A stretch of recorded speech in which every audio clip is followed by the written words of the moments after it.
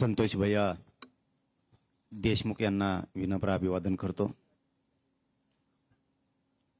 आपल्या सगळ्यांना फक्त एकच विनंती, आपण लय वेळचं उन्हात तळतायत त्याच्यामुळे जास्त आता तुमचा वेळ घेणार नाही, पण एक विनंती अशी करतो, या संतोष भैयाच्या लेकीनं आपल्याला हाक दिली,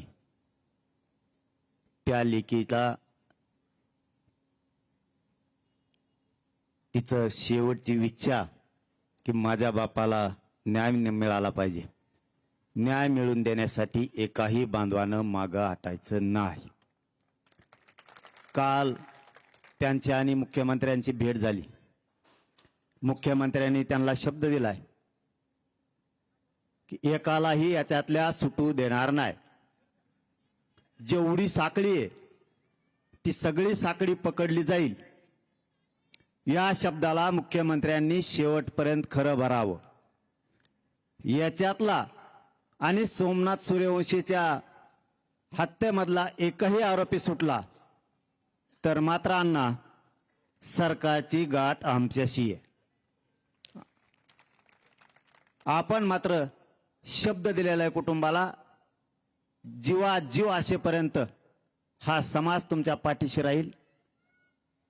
आणि धनंजय भैया तुम्हाला जाहीरपणानं पुन्हा एकदा सांगतो वैष्णवी ताई समोर, संतोष भैयाला न्याय मिळेपर्यंत या राज्यातला एकही माणूस एक इंच सुद्धा मागे हटणार नाही। मला फक्त एकच मुद्दा आता क्लिअर करायचा आहे, ह्या धनंजय मुंडेने जे प्रयोग सुरू केलेत, या धनंजय मुंडेने जे षड्यंत्र सुरू केलेत आणि ते जो लोकाला सांगतोय आता रास्ता रोको करा, मोर्चे काढा, आंदोलन करा, हे धनंजय मुंडेचं काम आहे, दुसरं कोणाचं नाही।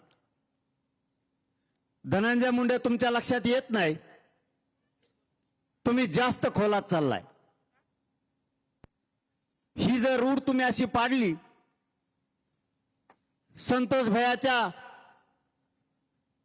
पाठीशी उभा न राहता आरोपीच्या पाठीशी उभा राहायचं काम तुमच्या लाभार्थी टोळीकडून जर तुम्ही सुरू केलं आणि याच्यानंतर जर तुमच्या घरातलं कोणी मेलं तर मराठ्यांनी सुद्धा असेच मोर्चे काढायचे का?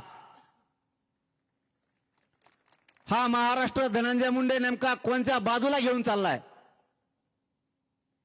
आपण मंत्री पदावरती आहेत, संविधानाची शपथ घेतली, राज्याचा प्रमुख व्यक्ती म्हणून आपण काम करता आणि तुमच्या लाभार्थ्या गुंड टोळीला तुम्ही राज्यात आंदोलन करायला लावता आणि आरोपीला साथ देता, ही चाललेली दिशा धनंजय मुंडेची चांगली नाही।